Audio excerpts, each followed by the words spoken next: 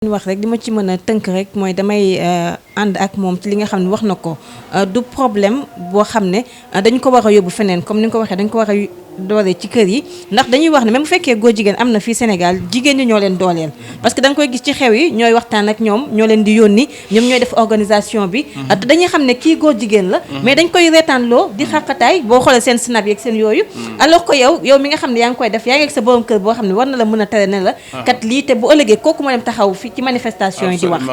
donc comme ni nga ko waxee rek éducation de base ci la bokk jàngal sa doom diine comme ni ñu ko doon waxee ba mu xam li mu war a def ak li mu war a def ñi mu war a àndal ak li mu waru àndal ak li nga xam ne jomb na ko def ak jomb ko def balaa ñuy dem ci yenn institution ak yooyu di wax comme ni ñu ko waxee bien que war nañoo nekk nag ci alerte bu ñu wóoree ni li ñuy wax nii leer na nan nañ koo voté wala ñu ngi ci tànk yooyu bu boobaa ku wax mën nañoo ànd ak yow mais comme que président de la république nee na tànk mi ngi ci réew mi loolu du fi am xel mën a gum na dal mais du tax tamit ñu bañ cee mën a bàyyi xel ba bu fekkee dara dina am rek ñu nit ñu mën a alerter yaakaar naa ne am na solo comme ni ñu koy waxee sax gis nañ ko moom it bokk na ci ñi nga xam ne moom mooy APR fan yi li ñuy wax mooy avion présidentiel bi coût bi dafa cher li ñu ko jëndee alors que askan wi am nañu ay jafe-jafe yoo xam ne ñu ngi koy jànkonteel gis nañu sax président de la république mi ngi waaj def tournée économique ci diggante Kédougou ak Kaffrine wàllum hôpitaux yi ak yooyu ce point de vue monsieur Gadiaga par rapport ak point boobu.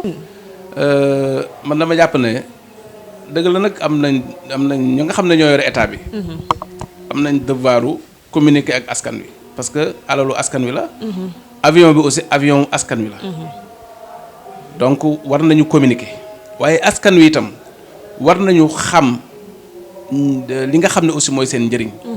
parce que un état responsable un état souverain xam nga souveraineté daf cee bokk. lépp loo xam ne mënoo koo ñàkk yow nga fexe ba am ko. loolu mooy souveraineté su ko defee yi nga xam ne nag moom xëy na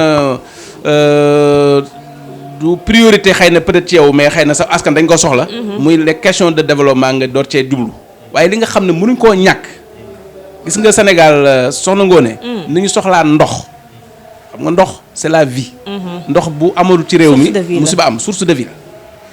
mais imaginez leen réew moo xamante ne président ba du génn réew ma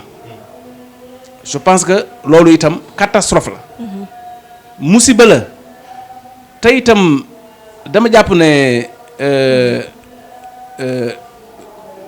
problème mu avion ci réew mu mel ni dans pour un état moderne nécessité la de telle sorte que bis bu ko état bi di wut maanaam état bi bis bu koy gis nañ ne depuis les indépendants ñi nga am ay avion mais nañ xam ne aussi ni comme maa ngi dégg ñu ay Pointe de Sangomar Pointe de Almadies et cetera yi jiitu woon dañoo nekkoon ci jamono joo xam ne bokkul ak jamono ji ñu nekk tey parce que président yi nga xam ne ñoo maaseendoo woon ak Senghor président yi Senghor ku ne xam na ne am na président yu nekk ci sous région bi bu ñu daan dem def dem sommet moom moo leen di yóbbaale. amuñu woon sax avion ñoom jamono yooyu te pourtant kenn waxul woon ne pourquoi Sénégal dafa nekk pionnier ci côté yu bari dans le monde. loolu la Sénégalais yi war a xam Sénégal dafa am place ci àdduna bi boo xam ne malgré superficie bu Sénégal tey boo ko tollale woon ak dëkk yi mu dendal mën nañ ko tripler nañ ko sax. nombre population Sénégal boo ko tollale woon ak réew yu bari ngay dégg fii ñu topp ci suñu ginnaaw di ñu roy ci lu bari ñooñu ëpp population ñooñu gën a yaatu superficie ressources naturelles yu ñu am sax amuñu ko woon ñun xëy na ñun léegi ñu ngi wax gaz ak pétrole ba tax des fois bu ma déggee ñuy wax ay suñu ressources minières mais loolu léegi lañ koy door a wax mais Sénégal à part gerte à part géej gi amuñu woon beneen ressource naturelle wala boog feeñul woon suñu ay cadre lañ amoon suñu intelligence lañ amoon suñu ay intellectuel lañ amoon côté boobu moom ak suñu diplomatie Sénégal daf cee masa nekk pionnier Sénégal daf cee masa am place kon bu ñu demee ba tey ñu am problème mu alors dégg naa experts yi ñi nga xam ne ñoom ay experts lañ ci affaire bi amul benn expert en aviation boo xam ne dégg naa ko mu contesté ne avion bi waruñ ko woon jënd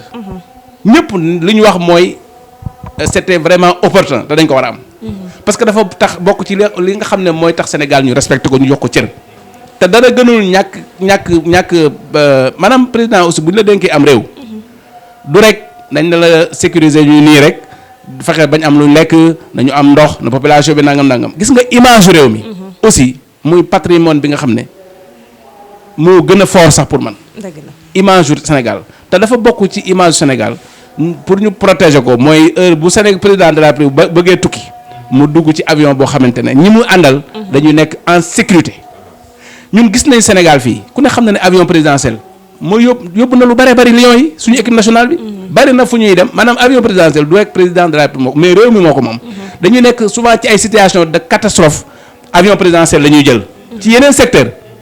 muy loo xam ne jàpp naa ne sportif yëpp dañ ko war xam nañ ne loolu alors lu mënul ñàkk la ci am réew. parce que nag mënoo jël équipe nationale di leen dugal ci ligne yi nga xamante ne alors ci vol xam ni ñu koy tuddee. alors bu ñu amee problème nga tourné waat ci état bi ne dafa mettre woon les conditions qu'il faut jox ko woon équipe nationale. am nañ fi ay kilifa diine yoo xamante ne avion présidentiel da leen di servir ñun xam nañ ko.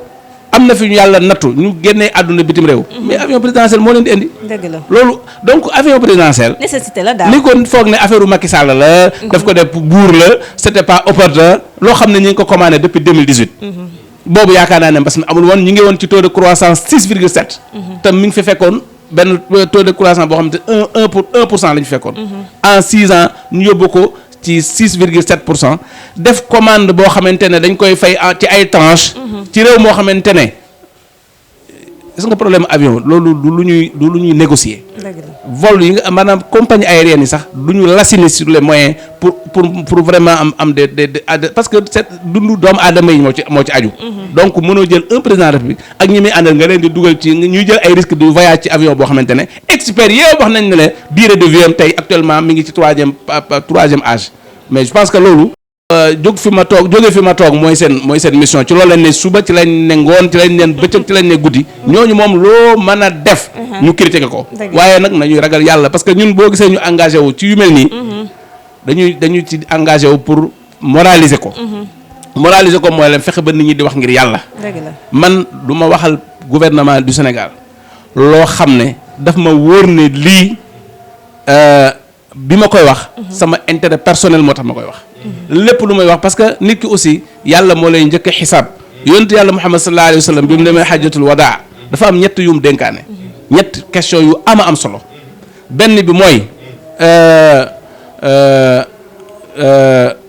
inna dimaakum la wax alaykum haram inna dimaakum wa amwalakum wa a'radakum alaykum haram ka hurmati yawmikum hada fi maqami hada ila loolu boo gisee mu ci doon insister mooy ñetti mbir la wax naa ko tekki daf na ñetti yii dama ko xaraamal ci yéen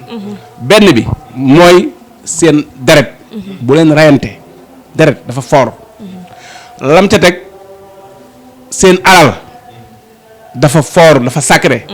maanaam les personnes et les biens mu teg ca lan seen image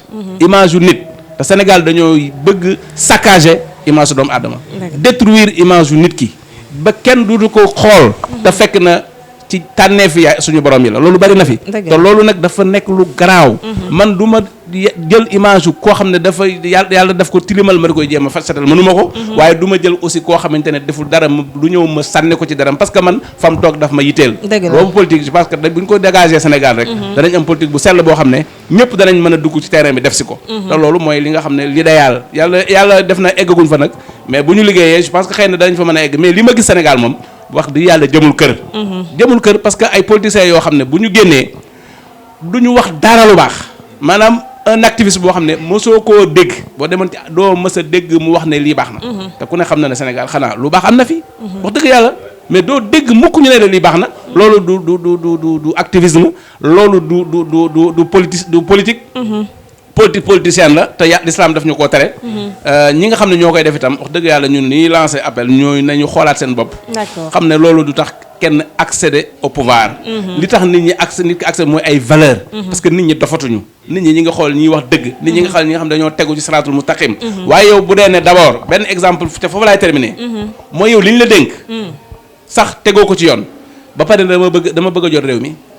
mais je pense que loolu ay caaxaan la da nga ubbi sa organe de presse organe de presse ku ne xam ne dafa am cahier de charge am na éthique boo xam ne un minimum d'éthique boo xam ne moom nga war a fonctionner nga jël organe boobu mobiliser ko pour sa intérêt bopp ak sa communication bopp. pour détruire votre adversaire man pour man loolu ku koy def boo nee nañ ma jox réew mi dama naan la yow nañ la évaluer d'abord ci li nga yor. te boo ko évaluer xam nga ne da nga vraiment doo ko jox zéro nga koy jox. ñoom ñi fi bari boo leen évaluer zéro nga leen di jox. mais nag askan bi yaakaar naa ne dofuñu ñoom ñi ngi fi ñi ngi xool ñi ngi yor seen xel aussi di xalaat. d'accord monsieur Gadiaga fi lañu jaaree bàyyi la nga tàggatoo waale ak ñi la doon seetaan liñ dese woon ci waxtu bi jeex na. jërëjëf soxna Ngoné jërëjëf oustaz kontaan nañ loolu ci invitation bi.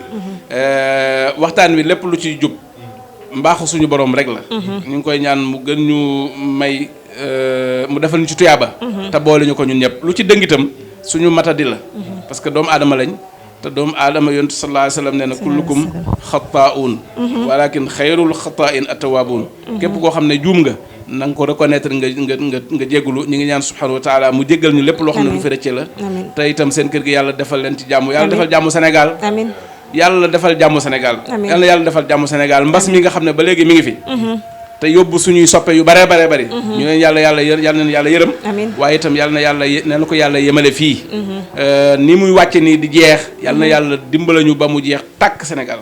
yàlla def jàmm Sénégal naatal suñu réew te ñun ñëpp nag ñu góorgóorlu ndax soxna Ngoné yaa ngi doon junju wàllu élection locale yi dafa am solo xëy na amuñu temps pour waxtaan ci mais beneen yoon incha allah nous sommes à votre disposition ndax am na lu ñu ci war a wax na ñun dañu bëgg nekk ay jullit yoo xam ne fi ñu nekk seen environnement dañ fay jouer lañu war a dañ fay def lañu war a def ndax mënoo taxaw ne lii dafa salte te bu ko nit ki defee ba egg fa mu egg boo xëyee dem na ko sama daara ji sama nangam bi sama subvention bi sama nangam loolu moo tax ñu jàpp ne kon ñun ñëpp dañu war a mobiliser wu pour bokk ci fépp foo xamante ne luy defar Sénégal la asalaamaaleykum wa rahmatullahi wa barakatu